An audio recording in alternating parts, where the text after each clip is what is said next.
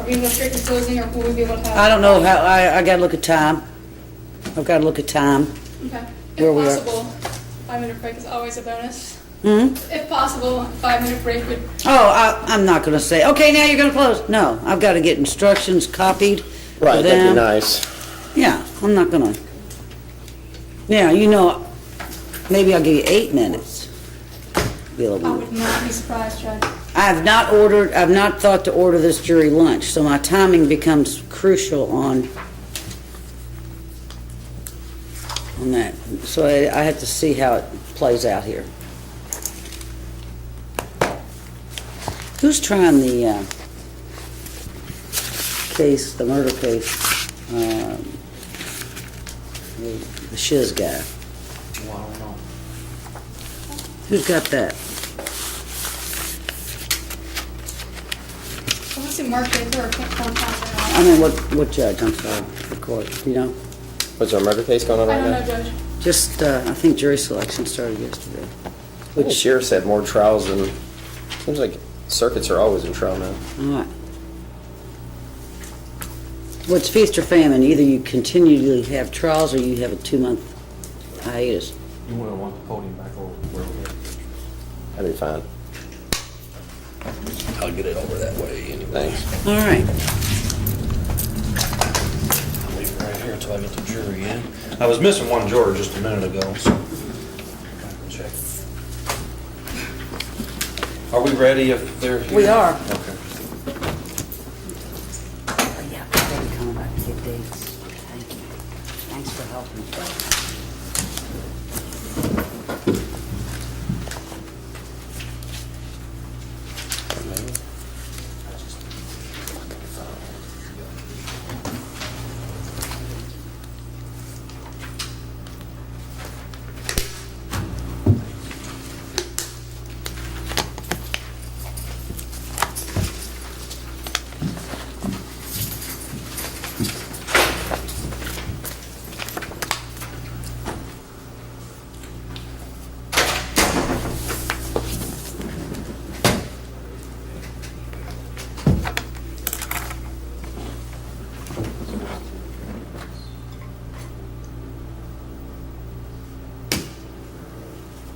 Judge, you got something to look forward to. There was a guy in court just a minute ago that says he's gonna bring you a cake when he gets off probation.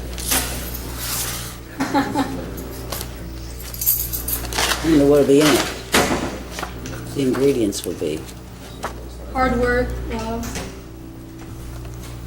Something to look forward to. And everybody needs that. Everybody needs that. Helps you get through the long days.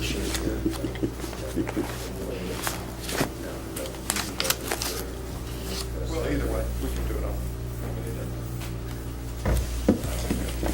Are you stealing from Wash? Yeah, I guess mine's at home.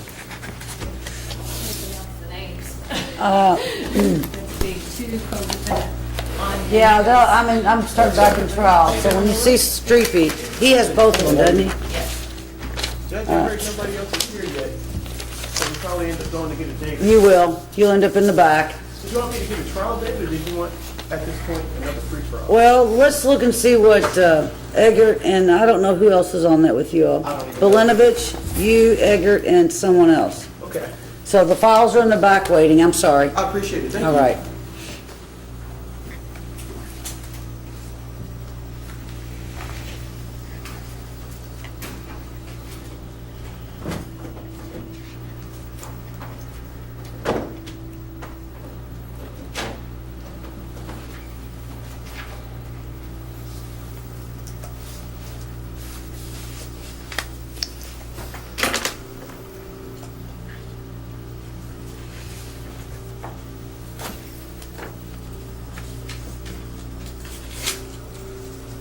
You need this one? Yeah, he was like, I'm in Division 6, I have to drop off sheets in Division 1, so expected. No time. He just had cases he had to I understand.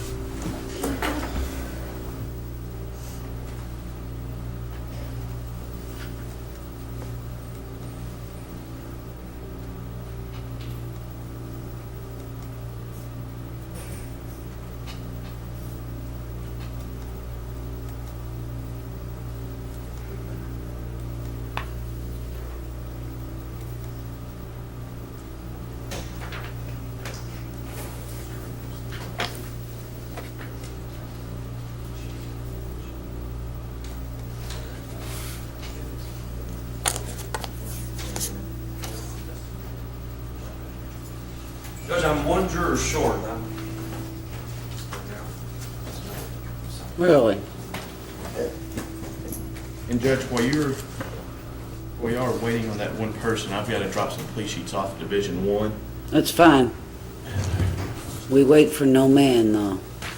Or That'll woman. work. Or woman. I bet you beat him. And did you put a trial sign on the door? Yeah. Thank you.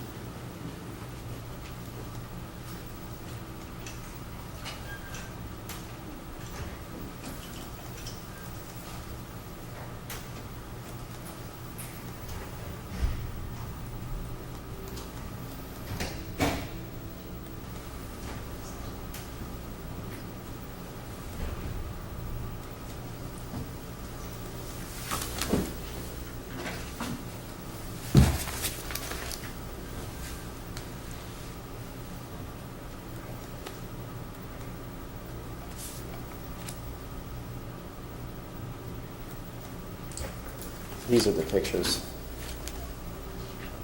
that Mike's gonna enter. It's 1 through 11. Those are the first two are yours that were tended in discovery. Cave like them garage. All the jurors here, Judge. Cave like All right. Have you been there? Ready to bring jury in? Let's do that then. Thank you.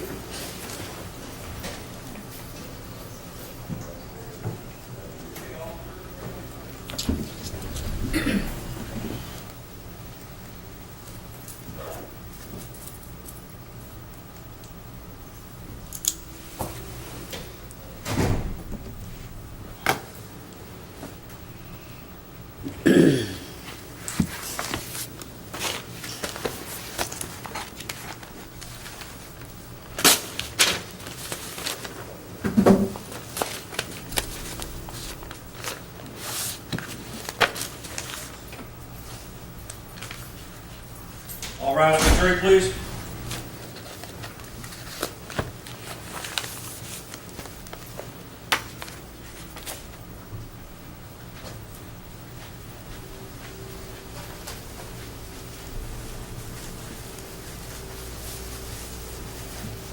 Morning, ladies and gentlemen. Welcome back.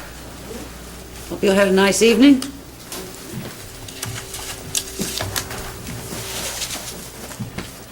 Everyone may have a seat. Thank you very much.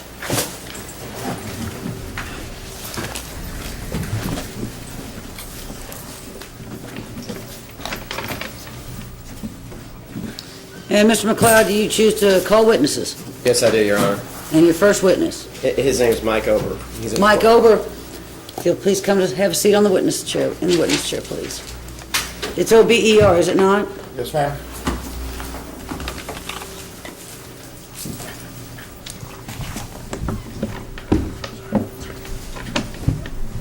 You swear or affirm the testimony you're about to give will be the truth, so help you God. I do. Mr. Ober, can you identify yourself to the jury?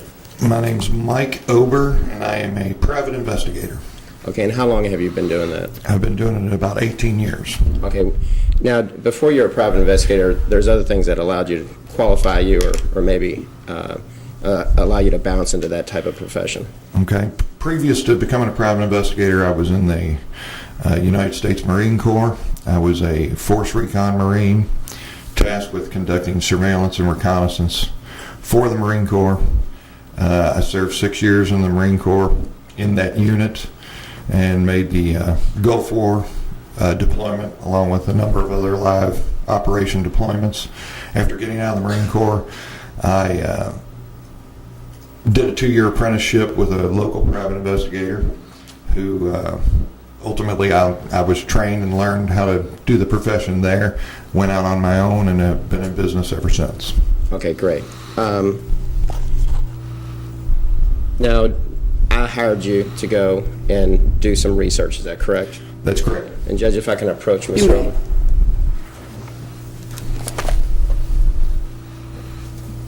Like, these are the pictures you took.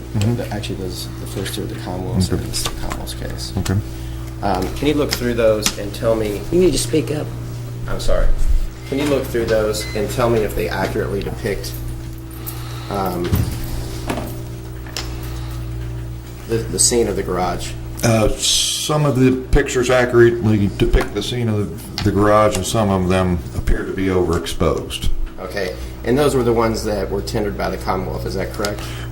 Based on review of the Commonwealth's pictures in your office on the 24th, I can identify certain pictures that are definitely overexposed as they pertain to the area of the garage. Okay, so then other than defendant exhibit number 2, underneath there, do the other ones fairly and accurately depict the garage? The photographs that I took based on the camera settings fairly and accurately depict the lighting in the garage on the night that I was there. The other photos that you've provided me that appear to be the photos that I reviewed in your office that were tendered by the Commonwealth appear to be overexposed.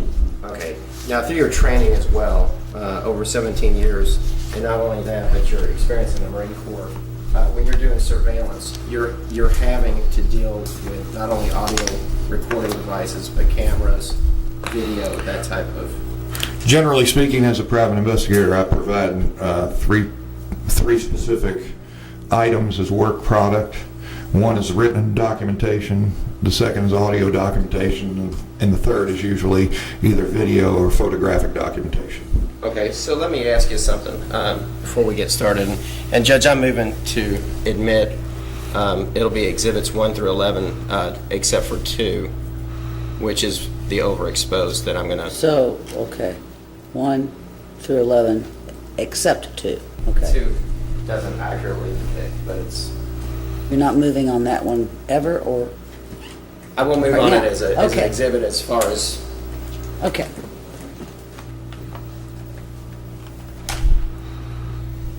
Do I need to get out of the way? Yeah, and you can see it on that little... Okay. This courtroom has all the new technology, unlike the other circuits, so it took me a while to get used to it as well. You can annotate on your screen once it comes up. Thank you, Judge.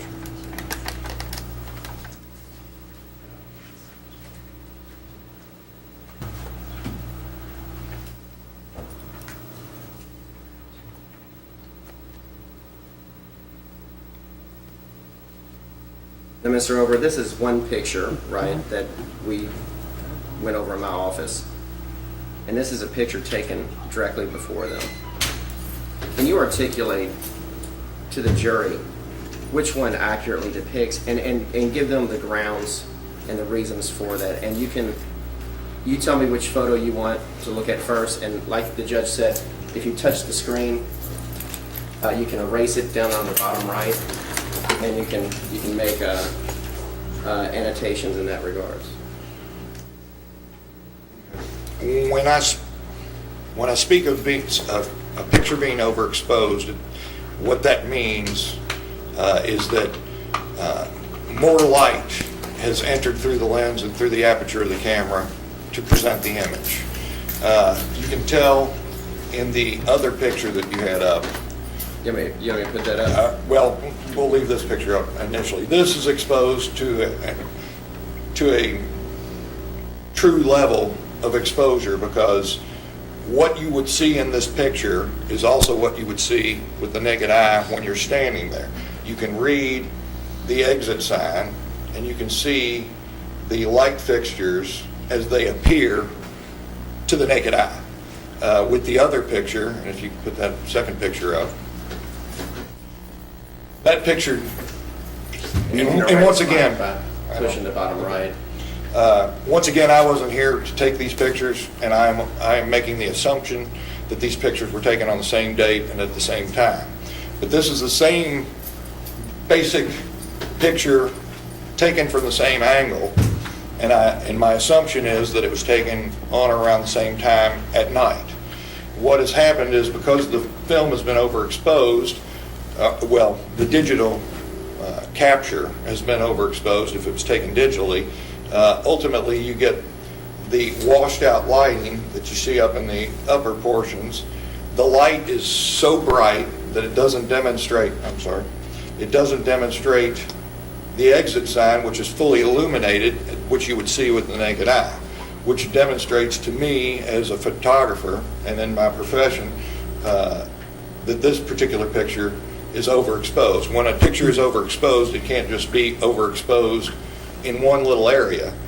The amount of light that enters through the lens and through the aperture of the camera ultimately is overexposed for that whole frame. It's not specific to a specific area. I mean, and don't get me wrong, I'm sure there's professional photographers that have additional equipment that may allow them to overexpose certain areas of a picture, but a standard camera, if a picture is overexposed, it's overexposed.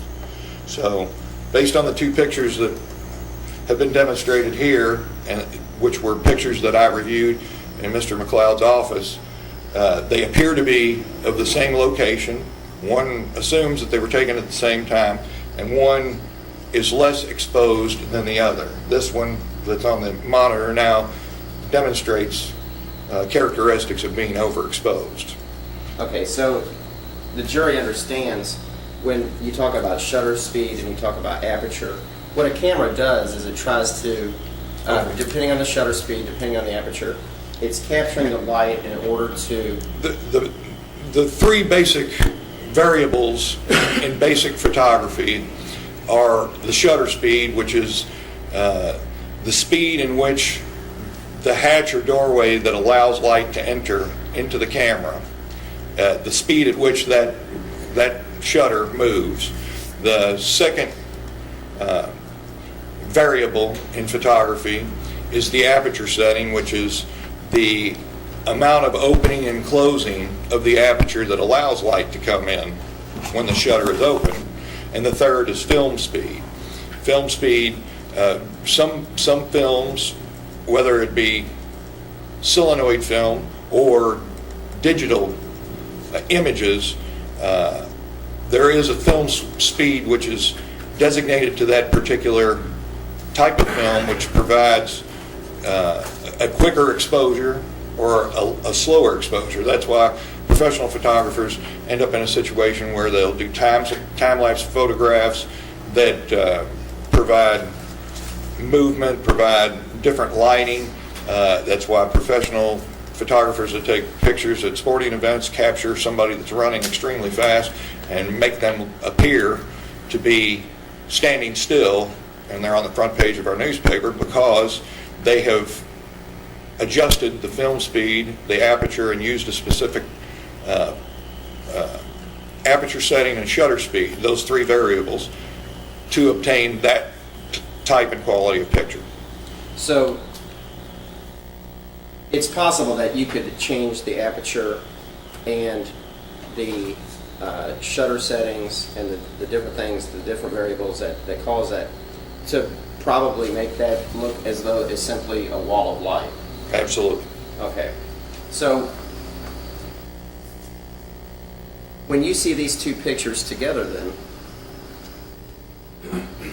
this one has all the indications of being exactly what you would see, because you can see the exit and it is illuminated. Is that correct? Having been there, that fairly and accurately depicts the entrance of the parking garage structure.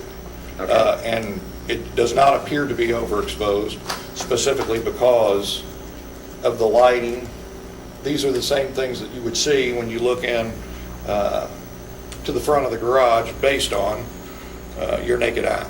Okay. And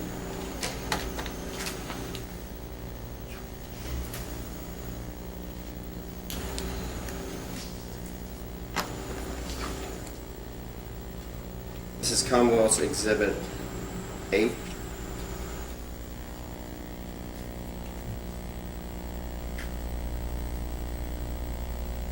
Do you think that accurately depicts what you've seen out there? Based on what I've seen and based on the photograph, I believe that this photograph to be overexposed.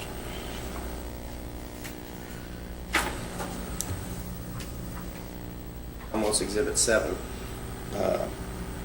Based on my being out there and based on the view of the photograph, I believe this photograph to be overexposed. And basically, you just can't see it, Well, right? I mean, I don't well, know. what it comes down to is when you look at a light fixture with the naked eye, unless it's some phenomenal amount of wattage or candle power, you can make out the structure of the lights in most rooms. You can make out the outline of those lights. It's not blinding to you. It's not so blurred that you don't even know what the fixture that the light is in appears to be. Now, unlike a spotlight, that if a spotlight is put on you, you obviously can't see the structure of the actual physical light. But in this particular picture, for example, you can't even see the structure of the two light fixtures because more light has been allowed to enter into the aperture, which ultimately lightens the picture. If a person was to set a camera with the appropriate shutter speed and aperture, they could make a nighttime picture appear to be close to daylight levels based on the amount of light that's allowed in through that aperture and shutter speed. In your opinion, that's what's happened? In my opinion, what has happened is these pictures have been overexposed, which means they've allowed more light to enter into the aperture of the camera, which ultimately does not depict a true and accurate depiction of the lighting that I have witnessed in that parking garage. Okay, now the parking garage, this picture, this is Commonwealth's Exhibit 5. Having driven by there with the naked eye and also having taken a picture of that, Well, I mean, having driven by there, or having been in this area, we're looking at basketball goals that are in front of it. Obviously, the lights appear to be washed out. It does appear to be overexposed. There are no actual lights. Having been there are no actual spotlights or lights on the basketball court at all. And one would assume by viewing this picture that you're playing basketball at midnight and 2 o'clock in the morning because it's light enough to play basketball, but there are no lights around that basketball. There are no lights around that basketball court, and which ultimately demonstrates that the overexposure of the photograph makes the basketball court look like it's well lit. And as far as that parking garage, in your view and what the pictures you took and what you witnessed, it's nowhere near that light. This picture depicts a parking garage that a person could go up and recreate in and read a book in. The lighting that I witnessed in the parking garage when I went out to take my photographs, it's a parking garage lit for parking, not for reading books, not for recreating. The lights just are not that bright in the parking garage.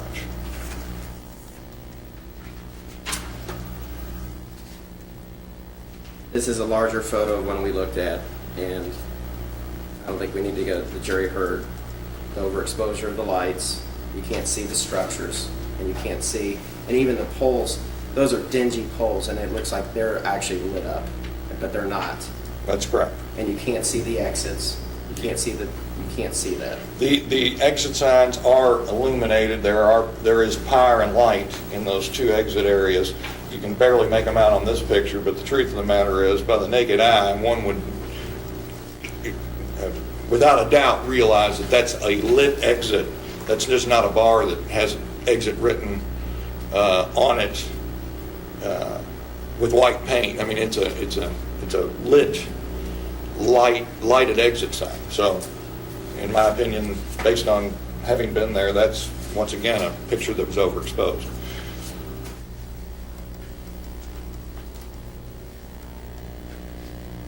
Once again, this picture is overexposed based on, sorry. Uh-oh. Here, let me. Okay. This demonstrates a photograph that has been overexposed. And at some point, as I look at this one more closely, this thing just doesn't like me. Erase that, Mike. I'm trying. But if you look where you drew the two right above the garage, right here, not only can you not see a light, it almost looks like the light is all the way across the whole top of the garage. That's correct. Well, I mean, what happens when something is overexposed? It blurs the detail because there's too much light. An overexposure, it's like if you were outside trying to look at the sun, I mean, ultimately, you're not going to see the actual outline of the sun because the light of the sun is overexposing And to be more the light into your eyes. these structures here have lost their you can't distinguish what those are. You They're can't. so blurred that that's, After something's overexposed, once again, you don't get the fair and accurate depiction of structures and so on and so forth. You can't even make out what kind of light fixture that is. If you look up in the courtroom, you can see the structures of these lights. and that's the way it should be. You should be able to, if you take an accurate picture, no matter what the lighting situation is, you should be able to distinguish the camera here, the individual, The fixtures, I mean, Yeah. the lights are not designed to blind you, they're designed to provide light. And unless it's a super bright light, generally speaking, when a person walks into a place, they can identify the light fixtures and the structures of the light fixtures, and that is a fair and accurate depiction of an area with a light fixture. Some of the pictures that I've seen that were tendered by the Commonwealth are overexposed, appear to be overexposed. now let me go through the pictures that you took.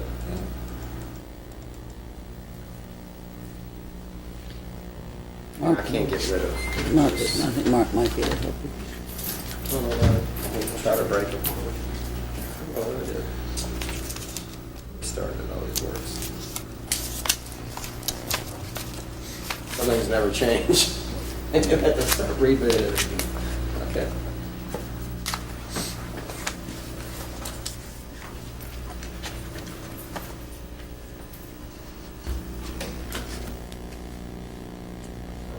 Nope, still there. Reboot.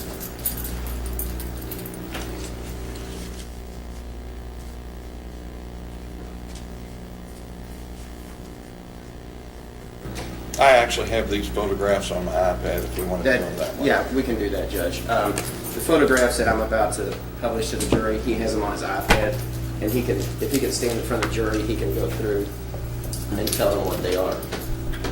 See, Wanna do the that, greatest Mike? of technology not always works. And we have a backup. That's one of the first. Judge, what photos is he, the photos? It's the ones I showed you. Along with the Commonwealth photos. And the two Commonwealth's photos. And Judge, I am moving to admit just the Commonwealth photo number 2, the defense exhibit number 2, which is the overexposure. You're not moving on the others yet? And I'm moving on all. Oh, of them. 1 Yes, through I'm sorry, 11 then. 1 through 11. Any objection? No, Judge, however, I guess I would object to them being shown on the iPad because of the glare. If there's the actual photo that can be published to the jury. We'll have that as an exhibit, but I'm going to allow that. Allow the Yes, iPad. yes. Yes. Okay. The first photograph that I've got here is the first photo that I discussed pertaining to the Commonwealth's photograph, and you'll see that the exit sign is properly illuminated and the structures of the lights are legible and can be viewed. That, based on having been there and looking at this picture and the pictures that I took, is a true and accurate depiction of the entranceway to the parking garage. The second picture on the iPad that I have is the picture that we just looked at on the overhead where I demonstrated the overexposure. And this picture, based on my experience there, did not truly and accurately depict the level of light at the front area of the parking garage. You'll note that you can't even see the illuminated exit signs on the front of or in the drive-through area of the parking garage. This is a picture that I took on the 24th of this month after 9:15 p.m. And this picture was taken based on adjustments to my camera that would provide me a true and accurate depiction of the level of light in the parking garage. The next picture is once again a photograph that I took with the appropriate settings on my camera that provide a true and accurate depiction of the light levels in the parking garage. Again, this is another picture that I set the settings, both shutter speed and aperture settings on my camera to accurately depict the lighting in the parking garage on the night that I took these photographs. This picture accurately depicts the lighting in the parking garage. As you can see, you can clearly read the exit-only sign, which is illuminated, and it fairly and accurately depicts what I witnessed on the 24th while I was taking these pictures. This is a picture taken further away. Like I say, there's not a lot of lights to include on the basketball court outside of the garage area. And this truly and accurately depicts the lighting level as it was after 9:15 on the 24th.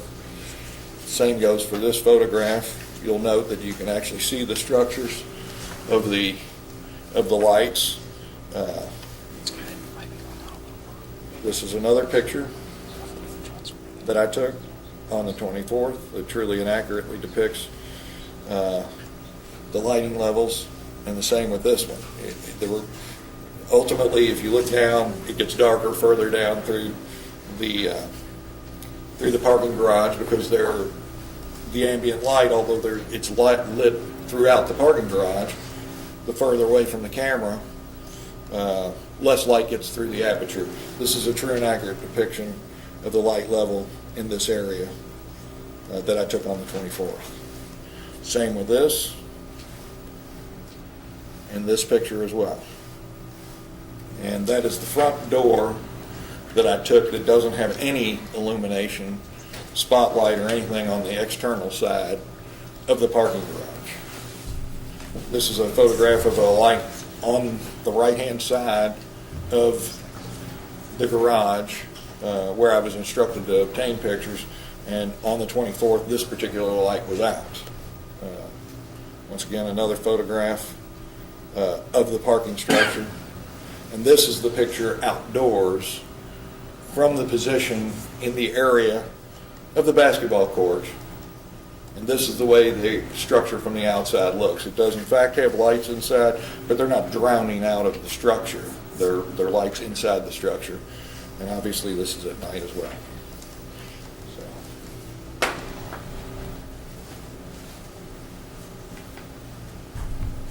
And beyond the weird little markups, where you know everything took place, this is the best.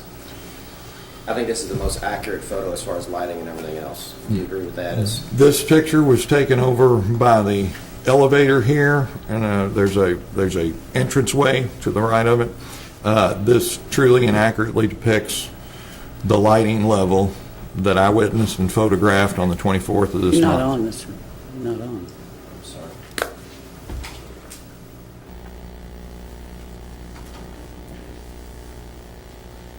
And so you see where it starts to get dark, that's what your natural eyes would see as well.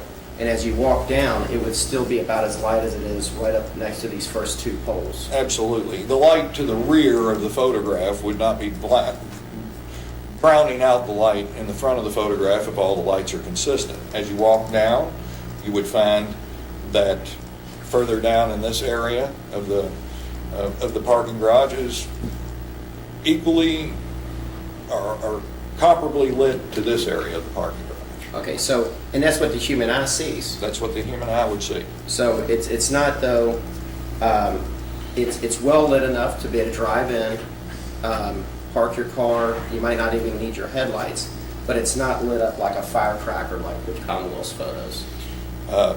It's been, based on the photographs that I took, the Commonwealth's photographs are overexposed. Okay, I have no more questions, Your Honor. Cross?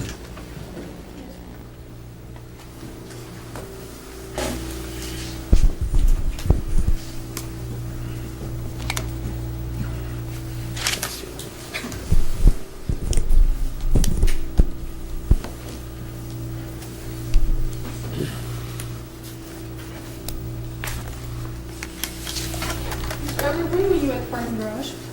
The 24th 24th of this month. So that's just a few days ago? Just a few days ago. Actually, I went to Mr. McLeod's office on the 24th and we reviewed the pictures. He had told me that he just received them himself at that point, and he You asked that me to night? travel out there that night. What time did you arrive there? About 9:15. And at what time did you leave? Shortly after 10 o'clock, probably.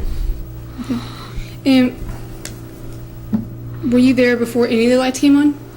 I don't recall seeing the lights come on. When I arrived, I parked, walked into the area, and the standing lights in the garage were already on.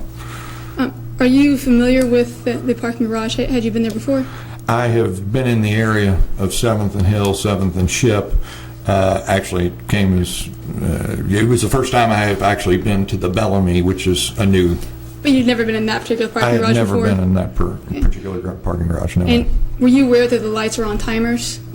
Believe it or not, I wasn't aware that they were on timers, but I was aware that when I went by the following morning, which I went over again and drove by because I wanted to make sure my documentation was correct on Ship, the cross street. I recognized early the following morning that when I say early, about 8:30 or 9, the lights were off. So my assumption was that they were probably on a timer. And you didn't know that all the lights aren't necessarily on the same timer, did you? I have not looked into it. I don't know what schedule the timers are on, if in fact they're on timers. And you were hired by the defense? Yes, ma'am, I was. And you were hired on the 24th, being last week? Yes.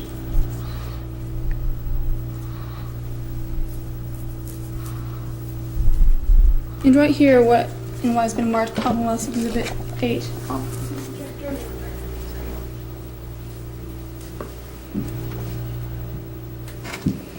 I couldn't get it off either.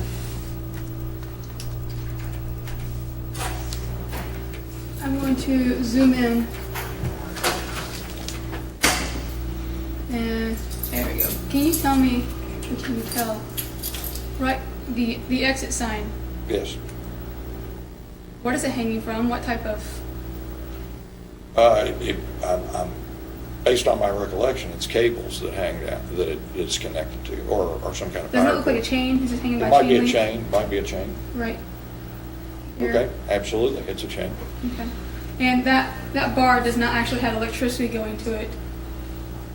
Well, if it doesn't have electricity, based on the picture that was provided by the Commonwealth, the flash from the camera illuminated the exit sign. This is your photo, isn't it?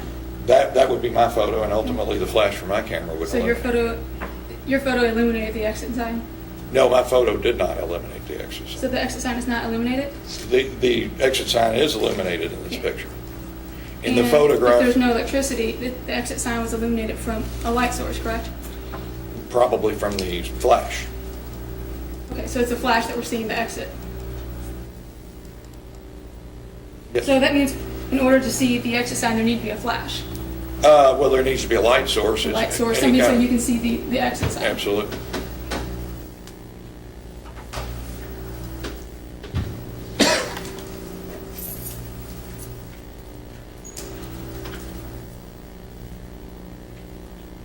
So on a photo where it was not visible, it's not likely that, or it is likely that a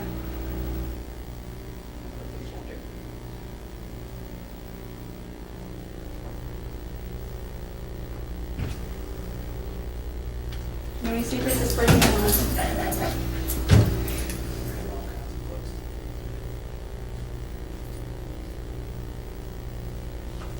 Thank you. On this picture, we'll deal with the pink marks. So in this picture, is that the same bar we were just looking at? Yes. And is the exit sign as visible, the words? Definitely not. So that would indicate that a flash did not hit it. That would indicate that. That a light source of some sort was not on it to illuminate it, correct? That would indicate that a light source was not directly on that, yes.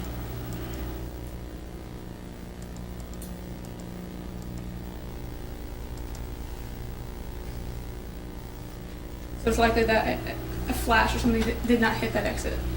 It's likely, I mean, once again, I didn't take this picture, so I Correct. wasn't there, so I can't tell. But ultimately, it would be looking at it, it would be my interpretation that a direct light source was not pointed at the bar, although the picture was overexposed. This wasn't a fancy garage with all sorts of flashing signs or anything like that, was it? Those are just poles that hang from a garage, like any garage that That's correct. you may have parked in this morning when you came to court. Actually, that was an old dilapidated building that was turned into It was a garage. The structures that were built around that building are very nice. Right. And ultimately. And that used to be a cement factory, and it's been converted. I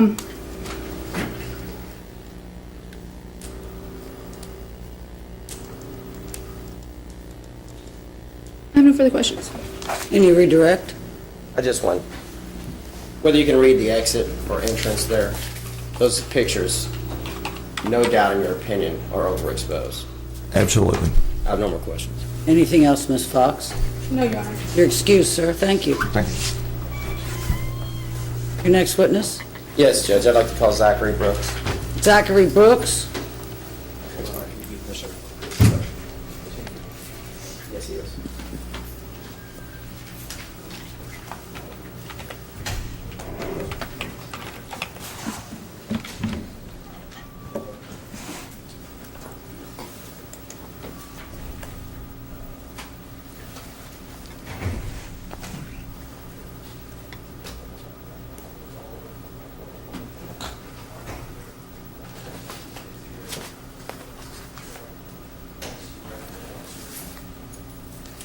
Mr. Brooks? Yes. You can come all the way up and have a seat in the witness chair, please.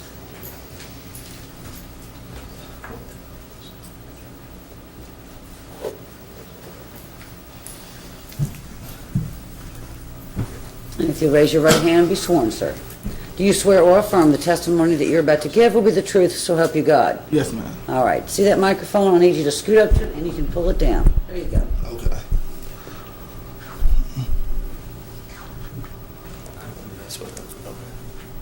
Break it further. I don't know what I did to it. Zachary, will you introduce yourself to the jury? I'm Zachary Brooks, and I'm 20 years old. Okay. And did you grow up in Radcliffe? Yes. It seems like everyone in this case, even though some know each other, some don't, everyone's from Radcliffe. Yes. Isn't it? I don't get that. But anyway, June 27th, you remember that day? Yes. Okay. And can you tell me what y'all were doing, how y'all arrived? Because you're with Austin. Tell the jury who you're with and why you go to the Bellamy. I was with Austin, Justin, and that was it. It was just us three who went. But I drove my own car, a Volkswagen Passat, and Austin had drove his black car, a Malibu.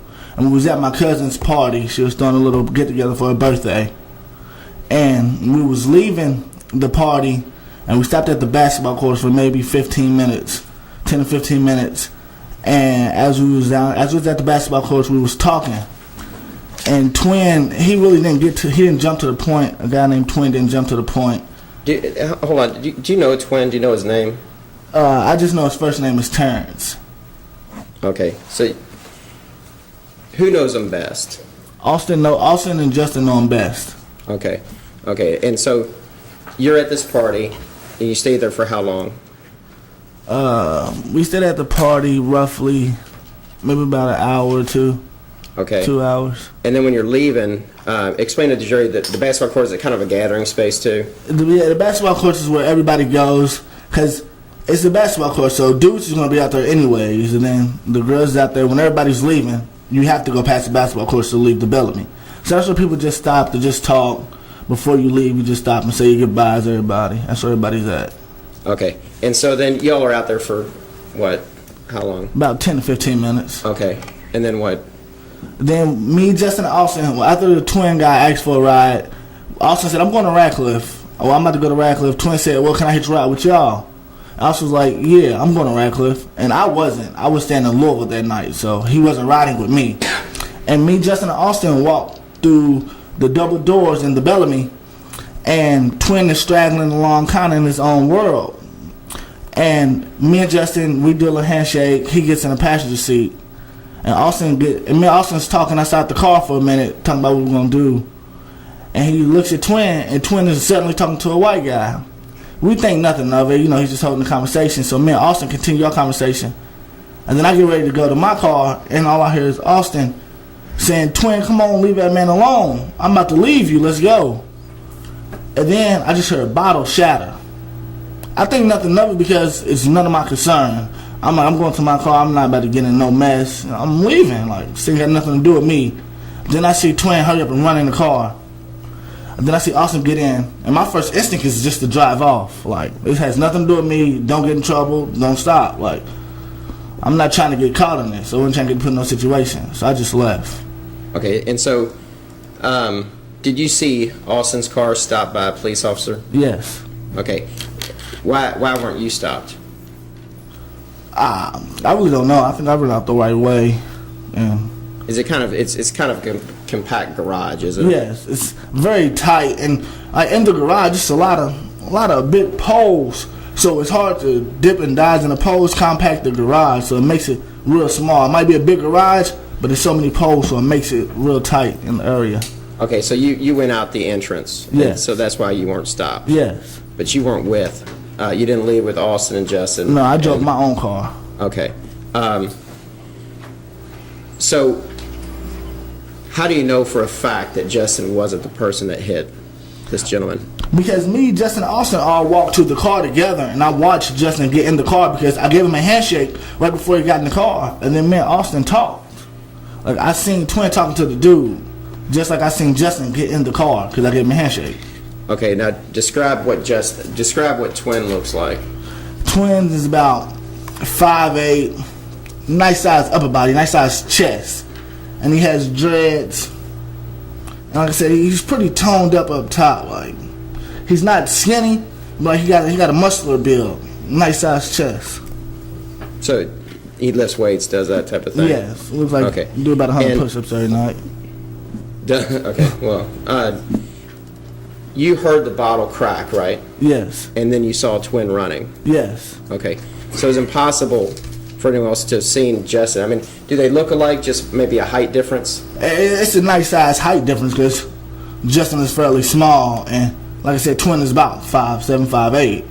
So But they had dreads. yes, they do have dreads though, so they have in common. Okay, so how would you describe the lighting in that garage? The lighting is it's very dim. It's just enough to get by. You know, it's not dark to where you can't see nothing, but it's light to where you can just open up your car door and leave because then you turn on your car lights. But it's not very bright like a museum, like it's brand new. It's not nothing that looks brand new or anything. Okay, I appreciate it, Zachary. I have no more questions for you. Cross?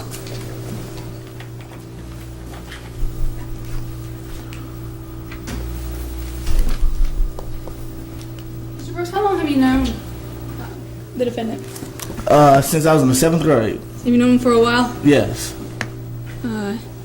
He's probably had a lot of different haircuts and he's looked different throughout the years, hasn't he? Yes. Does he look the same today that he did a year ago? No. What's different? His hair. How was his hair? Dreads.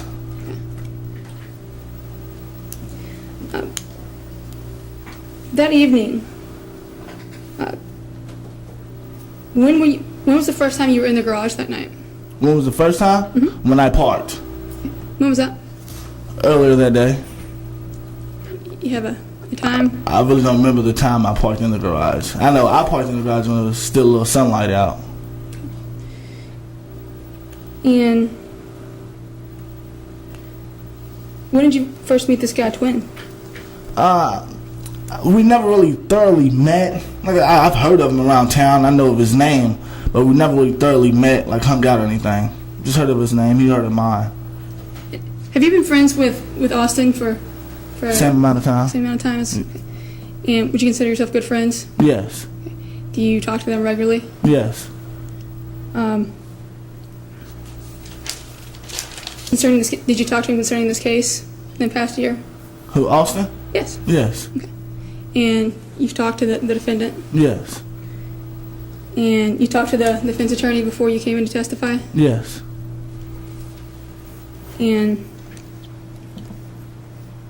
did you know, you knew when Austin, not Austin, I'm sorry, when the defendant, you knew when he was charged with robbery? Yes. And you knew that, what the allegations were? Yes. And you knew that the allegations were that he hit somebody with a bottle? Yes. You didn't call the police, did you? No, I didn't have no reason to call the police. So you didn't call the police and tell them that it wasn't your friend? Austin did that, no. Okay, but you didn't call to tell them it was your friend? No.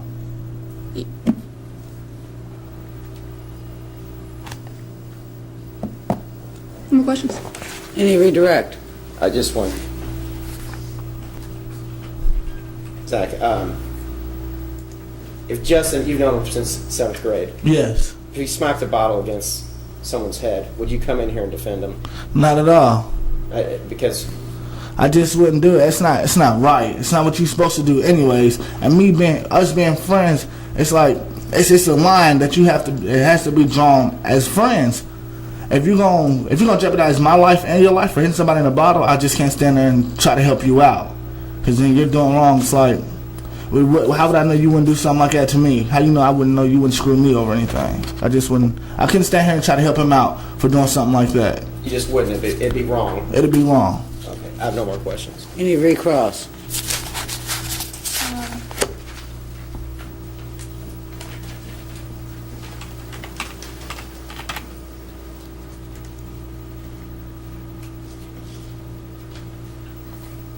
That evening, did you witness the beer bottle being hit over Marcus's head?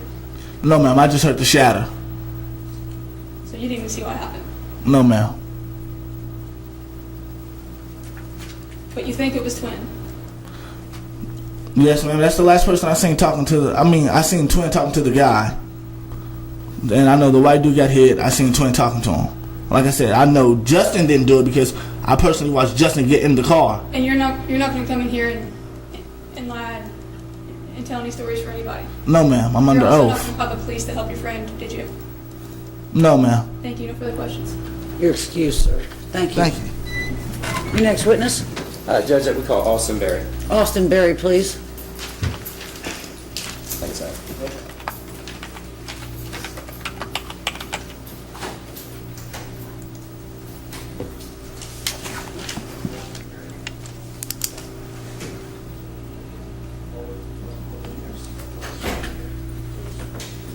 Your Honor, may we approach? You may. Mr. Berry, in the meantime, if you have a seat up here in the witness chair.